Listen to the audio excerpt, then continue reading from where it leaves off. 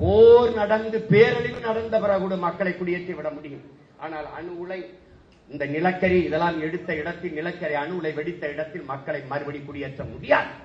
இதை நல்லா கவனிச்சுக்க. நீ வச்சிருக்கியே இந்த இடிந்த கரையில் அணு உலை செர்னோபிலில் 1986 வெடித்தது. 1,00,000 ஆண்டுக்கு இதன் பக்கத்தில் வராது என்று எழுதி வைத்து போய்விட்டார்கள். இந்த புகுஷிமால வெடித்தது அந்த பக்கத்துல பல ஆயிரம் கிலோமீட்டர் தூரத்தில் மேல பன்னியின் கரியில கதிர்வச்சிருக்கின்றான். நீ எதை நினைச்சு, நீ எதை பத்தி கவலைப்படுற? நீ அந்த அணு உலை வெடிச்சது. அது இந்த அணு உலை ஆபத்தான அணு உலை இங்க இந்த நம்ம நாட்டுக்கு வந்தது. கேரளாவில் அணு உலை கொண்டு வந்தார்கள் என் உடன் பிறந்தவனே. கேரளாவில் அணு உலை வரக்கூடாது என்று எதிர்த்தவர்கள் இந்த நாட்டை ஆளுகிற கம்யூனிஸ்டுகள், அந்த நாட்டை ஆளுகிற காங்கிரஸ் கட்சி. ஏன்? அவன் ஒரே வார்த்தை சொன்னான், நான் வெளிச்சத்தில் வாழ்வதை விடவும் உயிரோட வாழ்வது முதன்மையானது. அதனால அங்க வரல. ஆனால் இந்த நேரத்தில் நட்ட இந்த அணு உலை மின்சாரம் ஆபத்தானது. நான் கத்துறேன், ஏன் நீ அரசு வச்சுக்கிற? அனல் மின்சாரம் உலர் சாம்பலை கொட்டுது, பேராபத்து, சூழியலுக்கு கேடு, வாழ்விடத்தை நாசமாக்குது. கத்துறேன், அரசு வச்சுக்கிறேன். ஆனால் சூழியலுக்கு எந்த கேடும் இல்லாத இந்த காற்றாலை மின்சாரம், இந்த சூரிய ஒளி மின்சாரம் எல்லாவற்றையும் தனியார் முதலாளிகளுக்கு ஒப்பந்தம் கொடுக்க காரணம் என்ன? ஏன் காற்றாலை மின்சாரத்தை அரசு செய்வதில்லை? ஏன் சூரிய ஒளி மின்சாரத்தை அரசு செய்வதில்லை? யாராவது பதில் சொல்லு. ஏன்? இந்த மின்சாரங்கள் உற்பத்தி நிலையங்கள் ஆபத்து.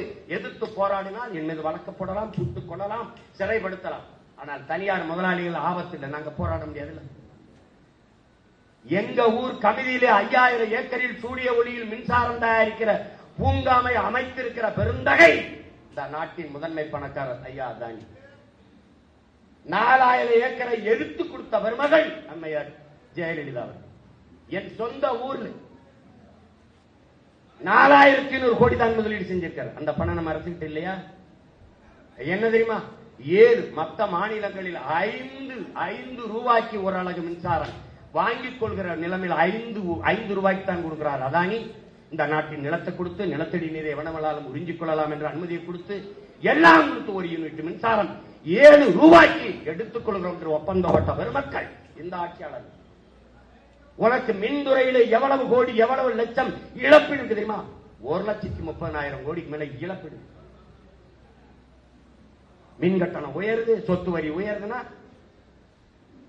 நீ ஒண்ணு இல்ல, நீ வாழ்ந்துக்க. நீ அனல் மின்சாரத்தை போடு, அணு உலை மின்சாரத்தை போடு, நிலக்கரி ஏடு. ஆனால் ஒரு நாள் வாழ்வதற்கு இடமில்லை என்று வரும்போது எங்களை தேடு. நான் இருந்தா வாரேன், இல்லைன்னா